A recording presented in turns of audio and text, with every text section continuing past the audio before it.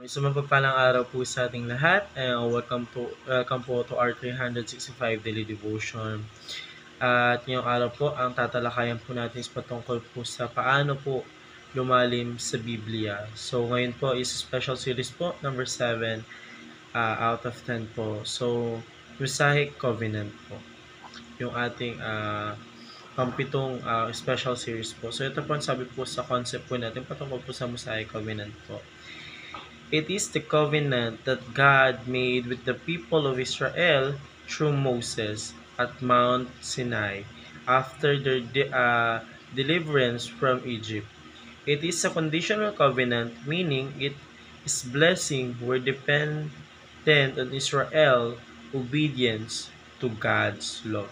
So ito daw po yung Mosaic Covenant po is ito po yung pumunta daw po si Moses po doon po sa Mount Sinai para po isulat po yung God's law po na binigay po ng ating Panginoon Diyos sa kanya or na inutos po ng ating Panginoon Diyos kay Moses po.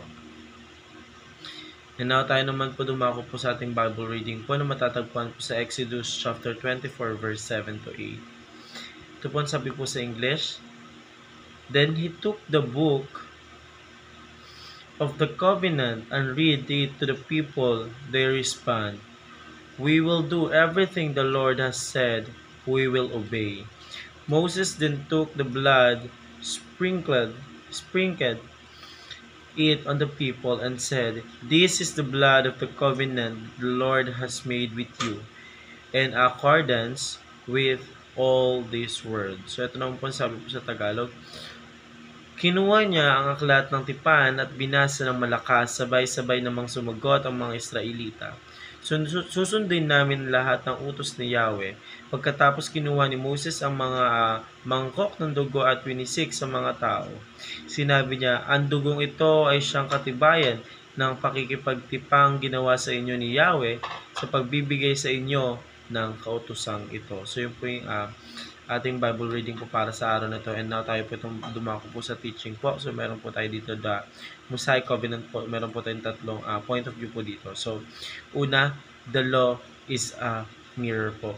So yung ginawa po daw po ni Moses doon po sa Mount Sinai po, yung inutos po ng ating Panginoon Diyos, yung pagsulat po ng law. So yun law daw po is nagre-represent po is a mirror po. So pag tinignan po natin yung ating sarili po sa isang salamin po or kapag nakaharap po tayo sa salamin po, may kita po natin yung ating sarili po na tayo po yung makasalanan.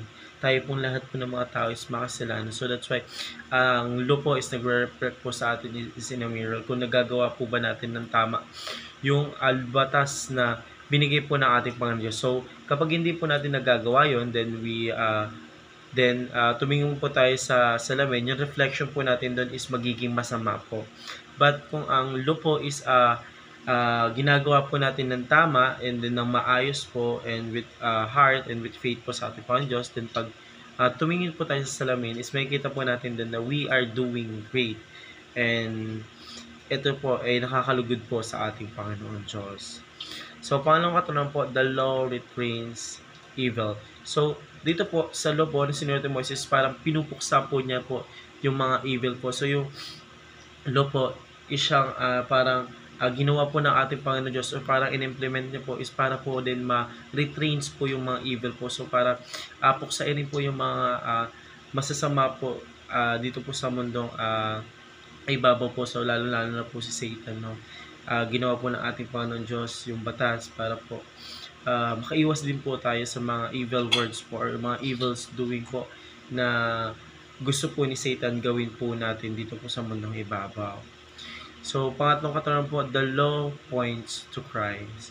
So, lahat po ng batas po na sinulat po ng ating Panginoon Diyos sa pamamagitan ni Yahweh ay nagpo-points po sa ating Panginoon o nagre-represent po sa ating Panginoon Diyos na itong batas na to, ginawa ko to para sa ikabubuti po ng marami. So, ang ating Panginoon Diyos po is siya naging role model po para gumawa po ng batas, para po sa atin po, para po sa mga anak niya, and para may maging basis po tayo kapag tayo po is namuhay po dito po sa mundong ibabaw.